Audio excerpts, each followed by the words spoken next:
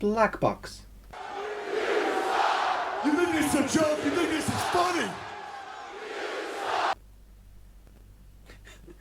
Sorry.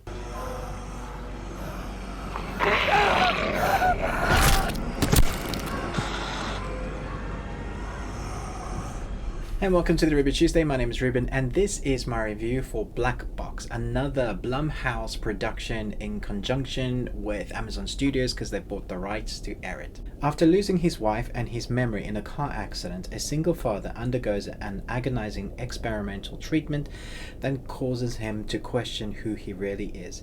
Directed by Emmanuel Osei Kufur. I love films like this. It's one of those films that thrusts you into the story and lets the viewer have to figure out what's going on. So while our protagonist is trying to figure out what's going on, you are questioning things as to what's going on. And so it doesn't do a bunch of exposition. It makes you believe certain things, and then it gets you to question those certain things, and then it gets you to catch up. But there's no exposition for you to them just spouting a bunch of story, and this is what happened, this is what happens previously. I hate it when filmmakers do that because you need to show and not tell, and this is a prime example how it works really well. The acting in this is phenomenal. It's the thing that I want to talk most about when I was thinking about how to do a review for this film, because there's so many things I could say that would spoil it, but I kind of want to talk about those things, but I won't. So let me just say, the acting in this, especially the protagonist, there are moments when you will notice that the actor's voice changes because of what's happening with him, and it just adds another whole level of character development in a split-second moment, which I just thought was so powerfully done. And it's slight, but I wanted to point it out because I just wanted to point out how great the acting is in this. Very emotional scenes. I was amazed that at the end of the film I had a gulp in my throat. Not a film that I expected it, because this film is much creepier than I expected it to be. The whole idea of the black box is to try and help someone that's lost their memories, and it's like one of those films where you go to a virtual experience and then trying to like regroup your memories. You know, we've seen similar aspects, we've seen similar ideas like this, but I've never seen it done quite like this. And I was very impressed with the storyline. The more the storyline explained as it went on into the film, the more I understood at the towards the latter half. Like I got more and more impressed when I figured out, oh, this is what the story is. So at the beginning you think it's one of those general, oh, this guy has lost his memory, his young girl, his daughter is trying to basically run their life and trying to help them. They've lost the wife, so they're going through grief, and you have these kind of shots of this guy trying to come to grips with his new life. You know it must be terrifying to have lost all your memory and your wife, and then be in charge of a daughter that you don't really remember having. You don't remember having these friends. So it throws up all of those feelings and emotions, and then it starts getting twisty and really creepy. There is a person that has a physical theater acting performance in this, without doing major performance, and I think it's all real.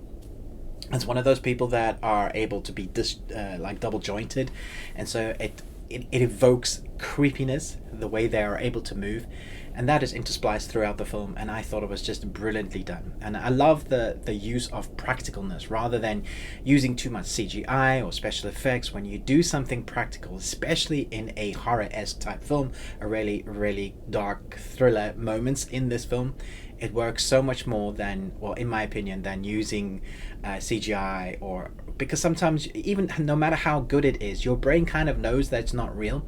But when there's a physicality used in it, it has an ability to trick your brain into really believing it's real. So although you know in a box, it's one of those films in moments where you sit forward or sit back and hold up the duvet, and you're like, oh my gosh. The sound effects as well, in the creepy moments, are really done well. The score, everything is it feels well crafted. It feels like a film that's been edited and edited and edited until they've got the film that they really want. Sometimes you get films where you feel like, you could have gone through this with like maybe a fine tooth comb and shaved off a couple of seconds here, gone through a couple of more edits. I think this doesn't need that. It's a really interesting film. I love the idea.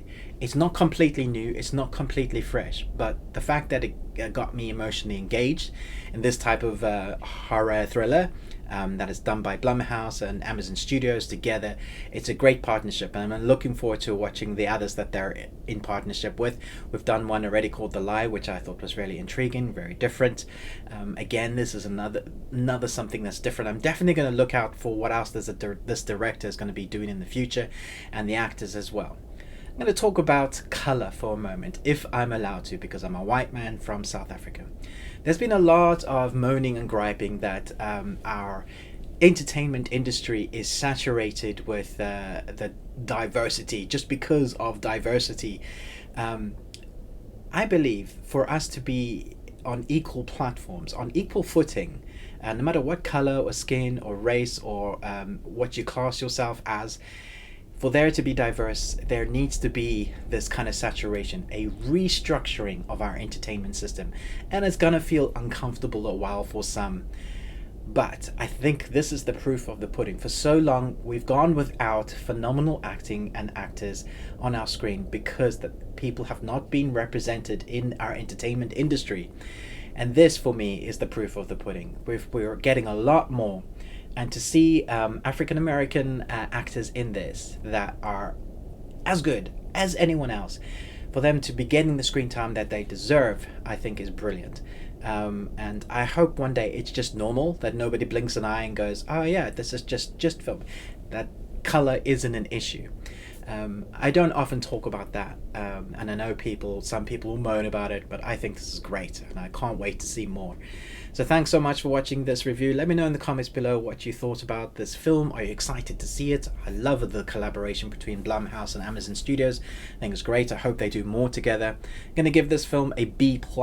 I would have liked to have given it an A, but it's not quite as new or original as I thought it was.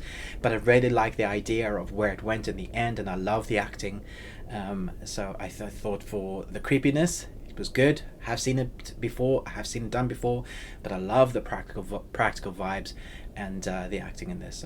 Yeah, thoroughly enjoyed it. Do put it on your watch list. It'll be out, I believe, on the 6th, and so it's out really soon. Perfect for the October Halloween month. Thanks so much for watching this, but most of all, until next time, remember, live long and cheesy.